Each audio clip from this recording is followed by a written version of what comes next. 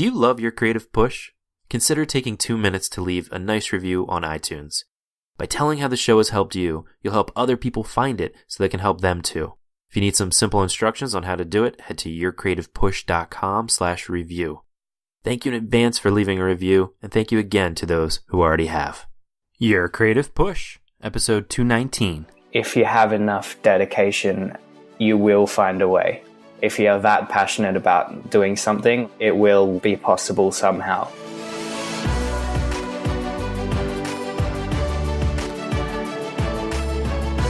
Welcome to Your Creative Push, the podcast that pushes you to pursue your creative passions. I'm your host, Youngman Brown, and my guest today is Benjamin Hardman. Benjamin is an Australian photographer residing in Iceland. He works to blend digital media with fixed aesthetic principles through textural contrasts and natural obscurities within the landscape. Channeling between portrayals of stark wilderness and refined conceptual pieces, his work encapsulates the seasonal change that grips Iceland throughout the year. Benjamin, man, welcome to the show. It's great to be here. Thanks. Yeah. Of course. Before we get into your photography, which is amazing, and it just makes me want to get out into the world, I got to ask, how exactly does an Australian end up in Iceland?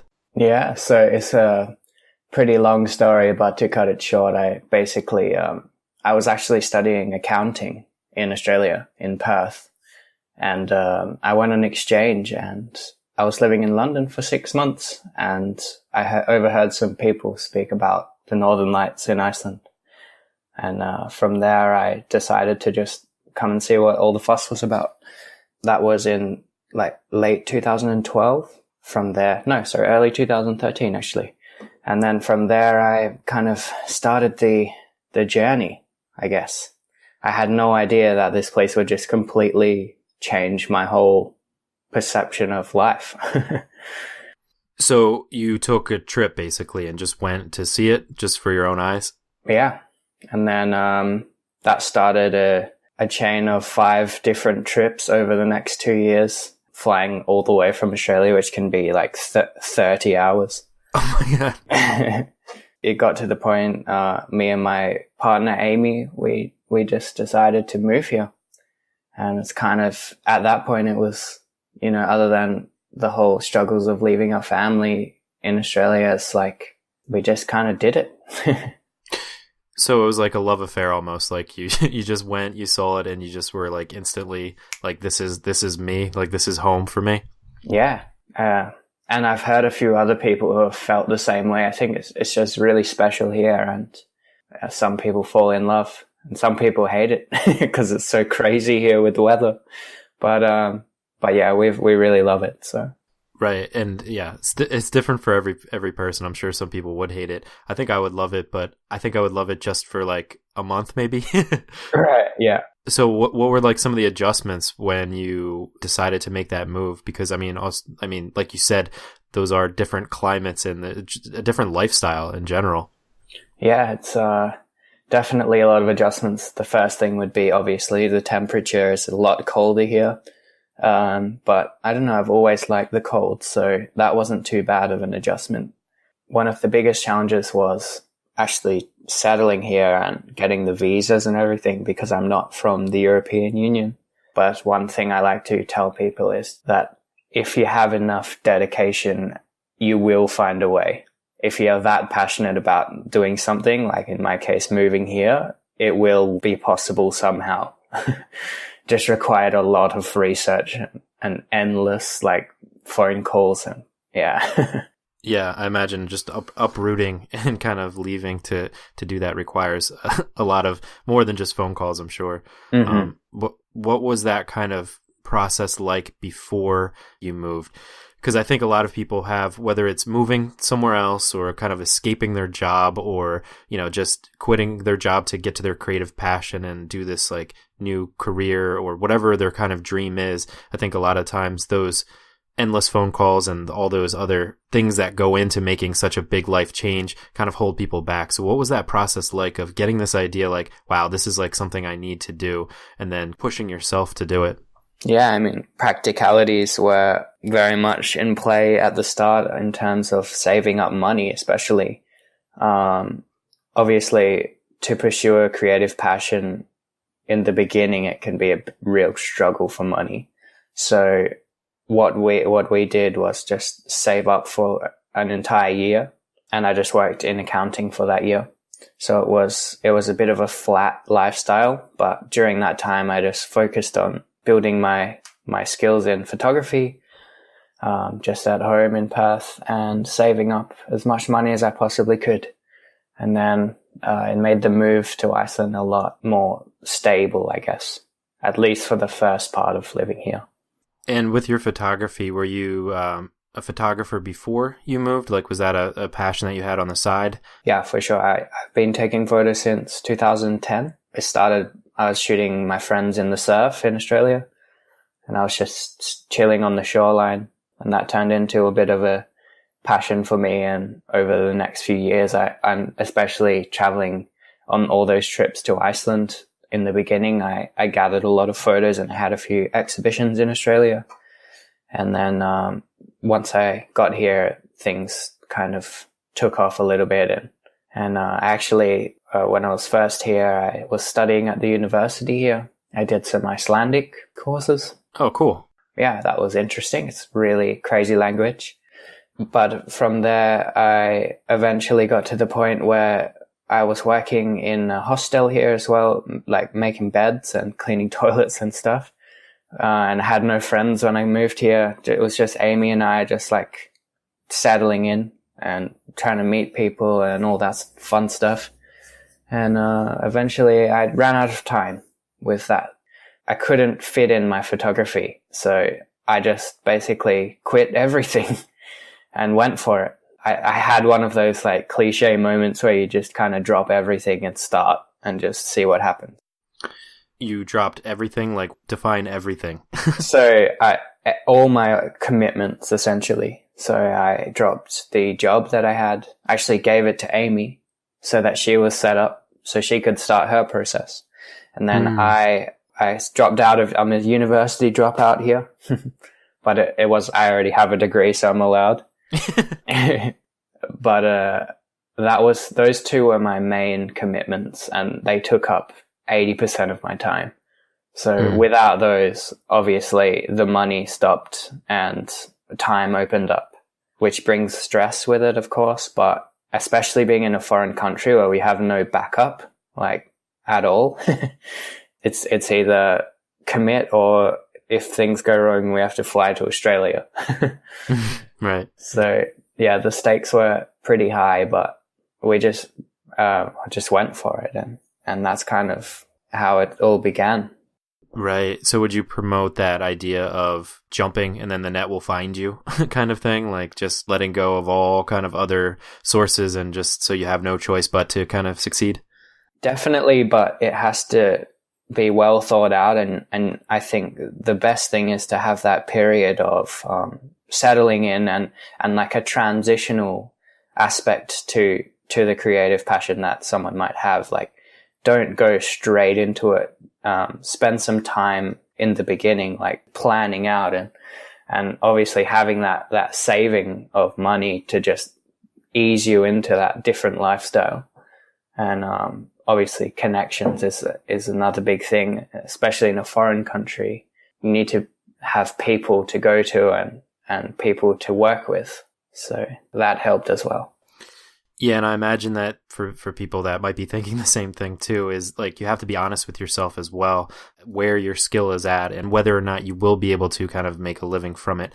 So I imagine that you need to have made sales in the past or kind of know that kind of route that you're going to take, because it's not as easy as you can't just like jump and then learn all of that on the fly too. It's like you have to have something in place. Exactly. And what I was doing was like basically setting up emails like during my lunch break at work and doing jobs on the weekends in photography and finding any way to do a shoot in the spare time that I had. All of that helped me to end up at a point where I could substitute the university and the work that I had here for photographing like 100% of the time. So I wouldn't have jumped into this if there wasn't already an established kind of drive for me. And it definitely came to that point. Yeah, that makes a lot of sense. Now, with your kind of style, especially like, I don't want to call it your Icelandic style, but like, starting from your first trip that you took when you started taking photos until the point you're at now, have you seen that your kind of landscape style has kind of progressed or changed at all? I think it's mostly just I've been honing in on the landscape, and you start with really wide shots and everything wows you, and you stop the car on the side of the road every 5 minutes and just photograph everything.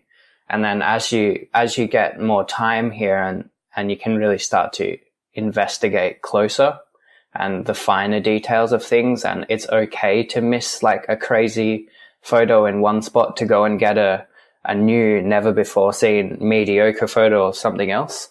And I think that's one thing like that in this industry, a lot of people are missing out on that area of closer detail, because they're always on the road and always seeing things for just a week or just 5 days, and then they go somewhere else. So this lifestyle allows me to visit the same locations like throughout the year and document how they change. And then you start to notice things like maybe the leaves change color, or it rains and then the moss will go bright green for one day and then go back to being gray. And the waterfall will change or freeze or something, and you can be there to catch it all. So as I'm progressing, I definitely am looking at the closer details.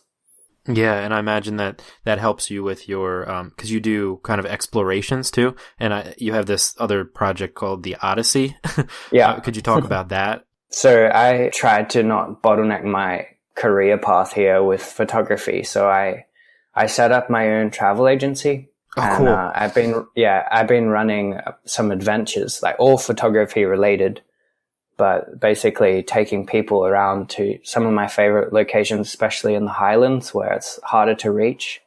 And, I meet with the local areas of these places. Like I meet with the cabin owners and try and set up really cool places to stay on the trips. And I've come up with some cool concepts. And this one that I've got for the summer will be with my good friend Dylan First. Oh, cool. We'll work together and have a really cool adventure. Be great. I know that's like a small group that you're bringing with you. What's the purpose of that? It just makes it more of an intimate process, and it's more one-on-one time with everyone. Like it's most certainly not a money thing. If we're a money thing, then we would have 15 or 20 people or something like that. But this is just like a way that we can share our knowledge to the best of our abilities, and having a small group is just the best way to do that.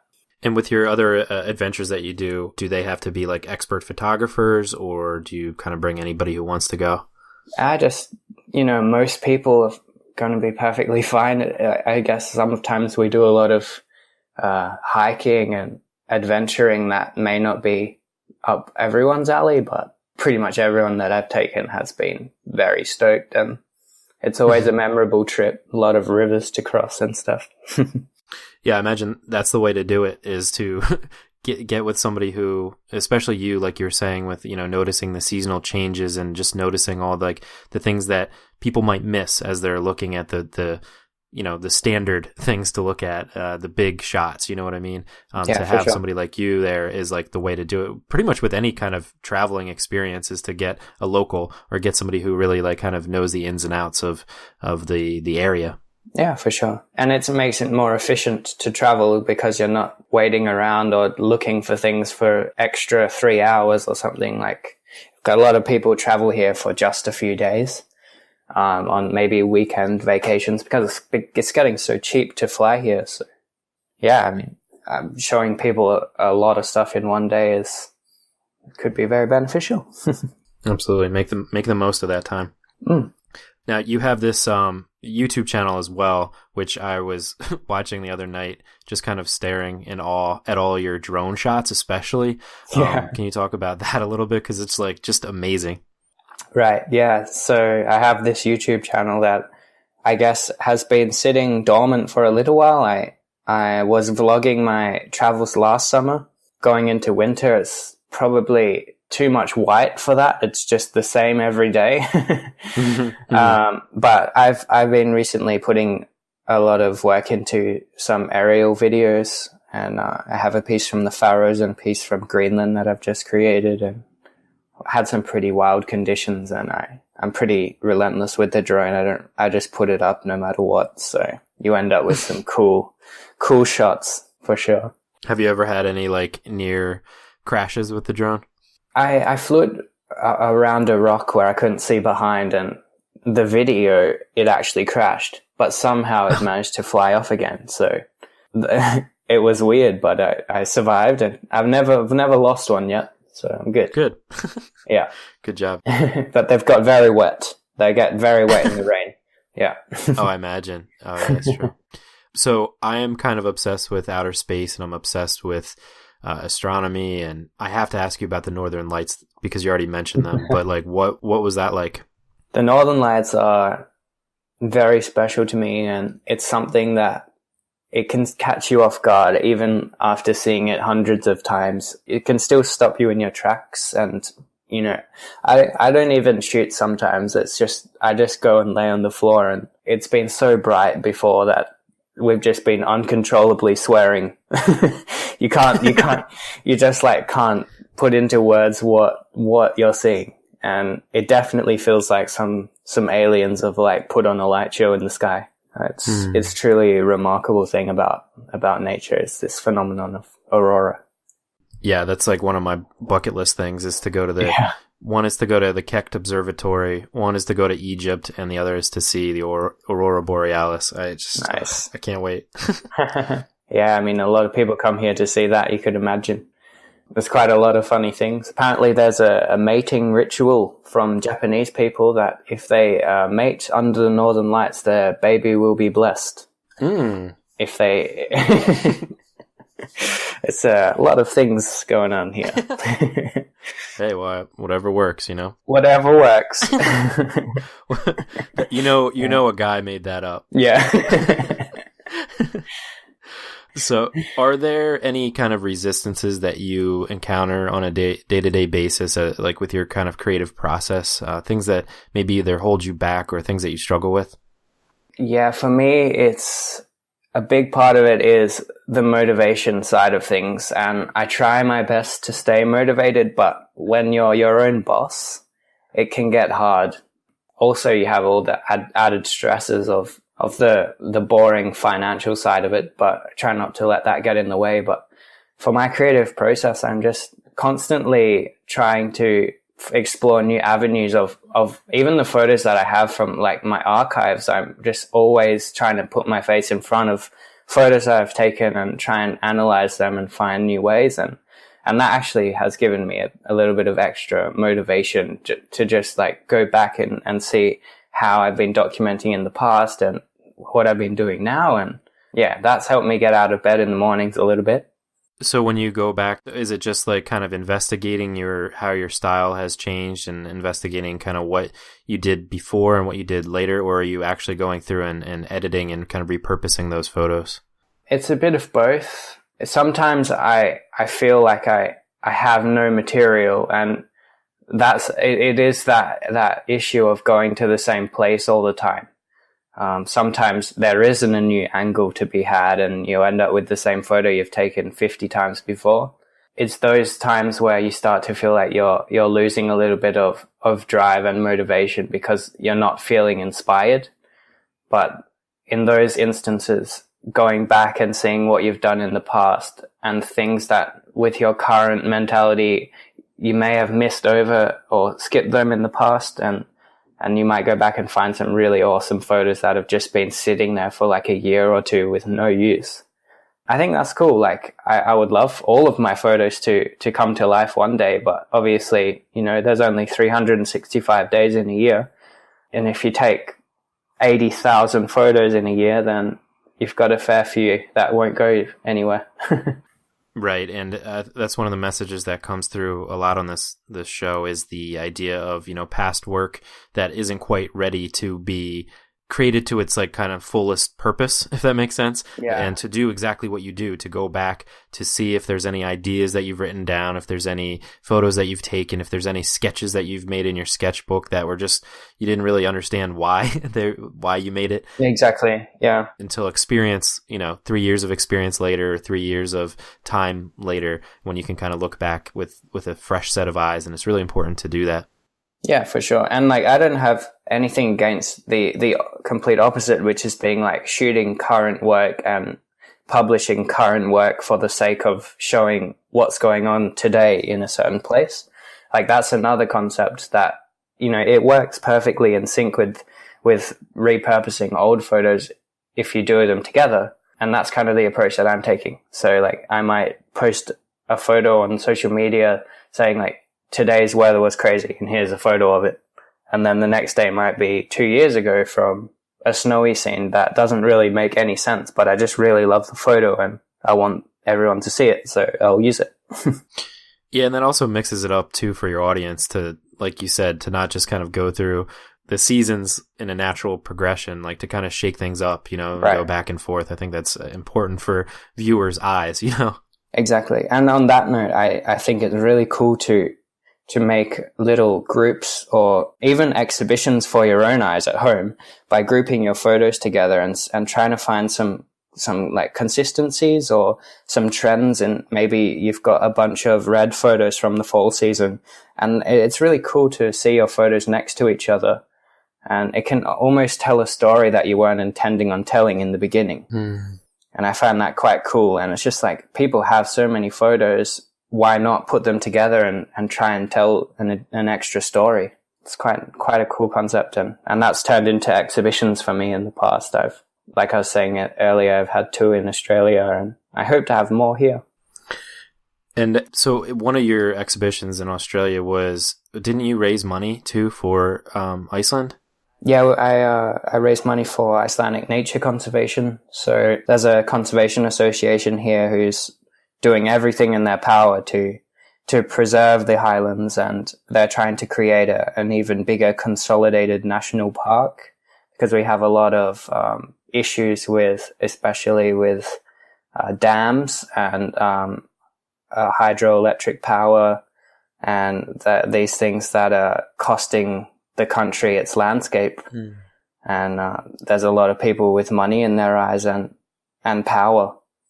So we have to do everything that we can to keep the landscape preserved and untouched. And this conservation association is doing their best. And that's who I regularly donate to. Very cool. And we'll link them up in the show notes page today. yourcreativepush.com/Benjamin Hardman. If people want to check that out. Yeah, for sure. You mentioned the boring stuff about, like kind of the business end of it. And I know that Right. that all adds up to even sometimes like more than 50% of your time, like with your kind of creative passion. And I think that's something that people don't realize when they get into it and they start making money from their creative passion, is all of that secretarial work, all those emails, all just like the annoying business work that kind of can make it not as fun. So how do you kind of balance your time between those two things, between the creative part of it and then the business part of it? Yeah, it's definitely a challenge for me, and it's something that I've been kind of just pushing my way through since I started this full-time freelance job that I'm doing now. For the first year, it was definitely a lot of late nights and a lot of catching up.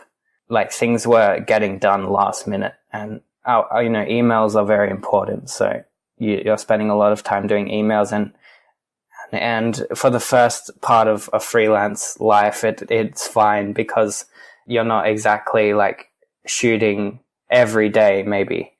So there might be enough time, but eventually it got to the point for me where I couldn't handle all the workload. So that's the point where I actually employed my girlfriend, Amy, and now we're working together to make sure that everything is getting done to the best of our abilities and we're not missing things.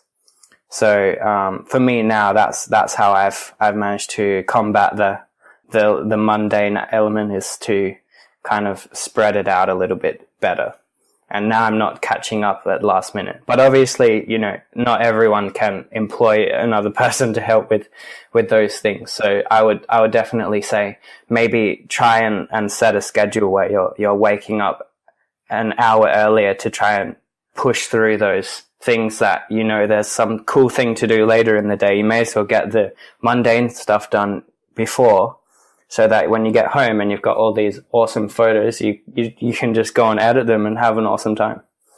Yeah, that's something that I kind of struggle with recently too, is getting through all the uploading and busy work that's involved, and just wanting to like schedule more interviews and jump back on the microphone, because this is what I love the most, is just like being able to talk, you know what I mean? And I think you're right, to be able to sacrifice maybe a little bit of sleep, or sacrifice, your morning kind of routine of watching a TV show or whatever it is, to not give yourself that time to unwind, but just kind of hit the ground running, if that makes sense.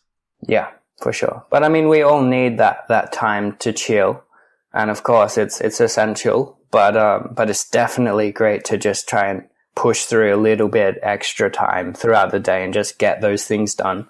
And like for people in the beginning who are struggling, like maybe they don't have all these emails coming in yet, like use that time to just contact people, be it locals of places you're going, or like new companies who you have like a similar creative eye as what they're doing or something. Like you can still use that time to push yourself into this world of photography.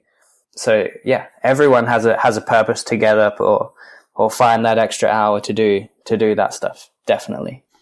And I think that's really great advice too. And I imagine that's kind of what you did whenever you came to Iceland and decided, all right, this is the time to get rid of all those other responsibilities that I have and just kind of commit to this. Would you suggest that when people reach out to like-minded either companies or businesses or whatever it is, whatever you kind of have an idea to work with somebody, would you suggest coming up with the entire business plan or the entire project idea, or just kind of reaching out and saying, hey, like, this is some of my work, this is what I do, is this something you might be interested in? And then like kind of develop that relationship in that way, or just like coming up with a complete plan and saying, hey, this is what I think we should do. What do you think? Yeah, that's a tough one. Definitely a thing that could work is to have a plan before you contact someone and research them. And if you're sending an email to many different people that's the same copied email, make sure it's you researching those companies, not just hoping that one of them is going to bite or something. And we see a lot of that in Iceland. Like, I'm friends with a lot of people who are in companies in the tourism industry, and the craze is for social media people to reach out and obviously try and get free stuff for their trips. But there's not enough care and understanding. Like it's just, they just want stuff kind of. And if people research the company, come up with a really nice concept and way to execute it and reveal that in the email, you don't have to like go all out and make a full like project plan and all this stuff. Like, yeah, and a lot of people do, but the truth is, in most cases, the people that are reading the email don't have enough time to go through it all because they've got 50 to look at. So if you're just like a really authentic individual with a great plan, you're going to go pretty far, I think. Being authentic and having a good understanding of things is definitely a plus. Absolutely. And also to not just say, what can I get from you? It's offering what you can give to them as well. Yeah, for sure. Before we get to the final push, I was wondering, do you have like a worst moment? Because you did something that I think a lot of people dream of doing. And I just wonder if there is a time where you're like, man, this was the wrong decision, or like, what were we thinking? I mean, I have a lot of worst moments that combine into one, and it's those times where I'm trying to do something with my photos that is completely like left of field and kind of something that even puts me out of my comfort place. And I've driven myself into the ground with those things, and like end up looking back and I've exported a photo 50 times and I'm still not happy with how it looks. And those moments can really get me down. And through that, you kind of just commit, and eventually you're never content with it, but you just deal with how you've done over the 50 hours that you were editing it or whatever. And then you put it out there, and it's kind of a shock. Like, maybe my friends and family receive it completely differently than what I thought. Like, it's not well, that's a bit weird photo. What is it? It's, people seem to enjoy those more abstract moments. So I think that definitely those have been some low points where I've just felt like completely shadowed in my creativity. I just don't know even what I'm doing. And I've spent 50 hours on something or something crazy like that. So that combined is a worse moment for sure. And do you think that comes from like perfectionism, or is that just like the idea isn't quite there, or just it isn't quite exactly what you thought it was going to end up being? It just, yeah, I mean, that's one big thing. A photo for me can change so dramatically from where it started to where it ended, and well beyond what I thought it would be. So yeah, sometimes you just go in blind and you just kind of go with the flow as a painter does when they're painting. And you end up with something that you've created, and you should be really proud of it. That's what I say. And then how do you get the courage to put it out there, even if after, 50 hours, you're not happy with, the kind of end result? How do you get that courage to still kind of share it? Because I think that's something that a lot of people will just either file that away or throw it in the trash, or just it will never see the light of day again. Yeah, that's a hard one. And sometimes you just have to step away from that photo or painting or whatever it is and take a breather. And it might be a day or a week or 2 weeks. But then I would say just don't write it off. Like, come back to it, look at it again, analyze it, and then it comes to the point where you just go for it. And maybe it's a case of showing a few friends. Like, I'll show Amy some of my stuff, and she'll be super supportive, and I'll just go for it. And then you'd never know what's going to happen, but it's fine. What's the worst that can happen? Right. The world will not end. You won't lose all your followers. Yeah. Nobody will come like booing you to your face. It's just like not everything's going to be a success. Exactly. So you have to try. And imagine the world of photography if everyone was pushing the barriers of this for themselves, and just like doing things that maybe they're not fully comfortable with, but really, really pushing it. I think we'd have like a way more diverse industry of people at the moment. There's a lot of trends and same things happening everywhere, I think. Oh, absolutely. And I think that's like the best thing that you can do as a creative person is when you get those kind of sparks of inspiration that are like, this is kind of weird. I think that's like the message that means that you're supposed to at least try it, to at least attempt it, and to try to create something new to add to the conversation. For sure. Before we let you go, it is time for the final push. And this is where I ask you to reach through the microphone and grab the shoulder of one of the listeners that you've already really inspired today, and just give them your best final words of advice and really push them to pursue their creative passion. I think my biggest advice I could give is especially photography related, because that is what I do. Mm-hmm. And that's in the early stages, just shoot everything that you possibly can. And it could go for any industry. Explore every avenue of that craft that you possibly can. You might not so much enjoy it, or it might not be cool per se, but it gives you vital skills in an understanding of the equipment and the process and the final product that you want to create. And eventually you will find consistencies, and you'll come up with your own way and your own passion and your own line of expertise within that industry, and it can really help you to create your own voice that is very like specific and powerful, and don't limit yourself to what the social norm is and what everyone else is doing, and just try everything you possibly can in the beginning, just to see. You might enjoy something that you thought was completely stupid, like taking a photo of a flower with a macro lens or something. I don't know. But that's definitely that's what I did. And that gave me a better understanding of photography as an art form, especially. Yeah, I love that idea. And yeah, shooting, like you said, like on weekends, just taking every opportunity, not just to make money, but you kind of make the camera like an appendage almost. Yeah. Like, so it's like muscle memory. So you don't really have to think about all like the kind of technical stuff. It just like comes naturally to you, so that Exactly. when you can kind of look up and or look down, or just find that other thing that other people aren't kind of looking at, and have like that third eye almost. For sure. It really helps. Like, take some macro photos, take some photos of food, or use a light in your house. I even took photos of like the way that milk drops into a bowl of milk, and I would flash it with like different colors. And you can go on my old school Flickr and find all those stupid photos, but they all helped me a lot. Like, it was a great way to learn this craft. And I think that's a crucial thing, is that people have a better understanding of this craft, not just like the lifestyle element and the cool things you can get out of it, but to go in and properly learn what it is to take a photograph. Dude, Benjamin, thank you so much for coming on the show today and for giving us that push. I really appreciate it, man. No worries. It's great to speak to you, man. Very cool. And you can find Benjamin on his website, which is benjaminhardman.com. On Instagram, he is Benjamin Hardman.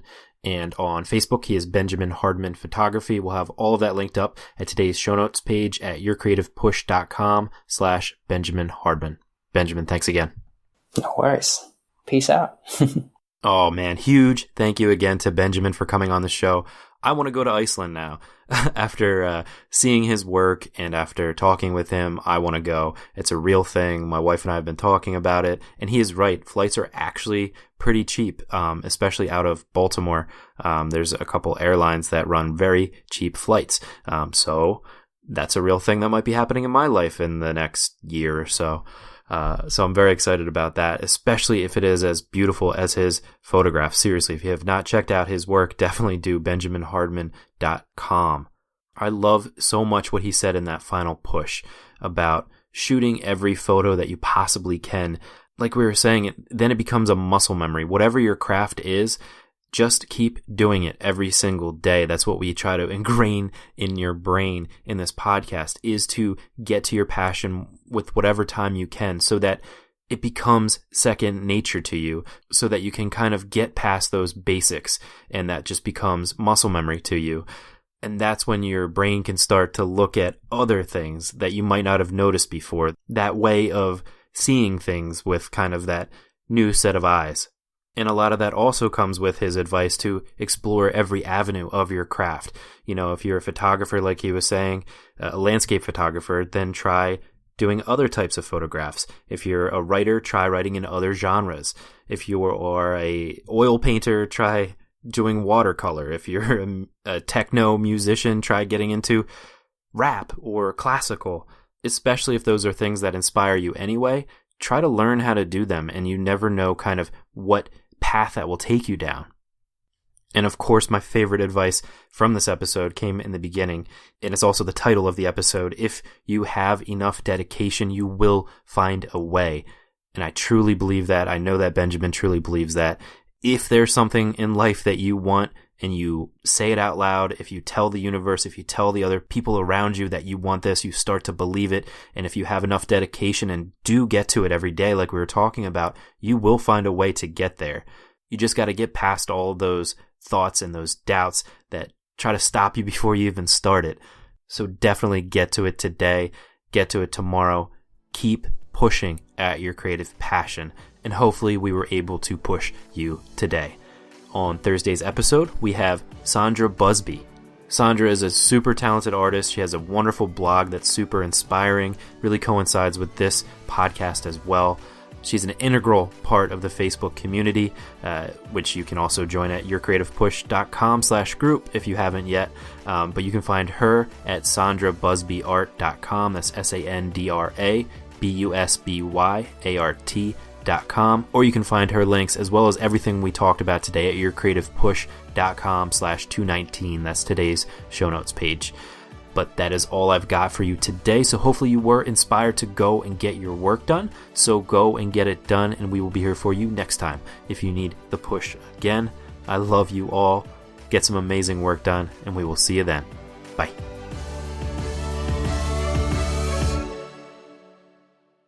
Never miss a push. Head to yourcreativepush.com/subscribe to find the easiest way for you to subscribe to the podcast.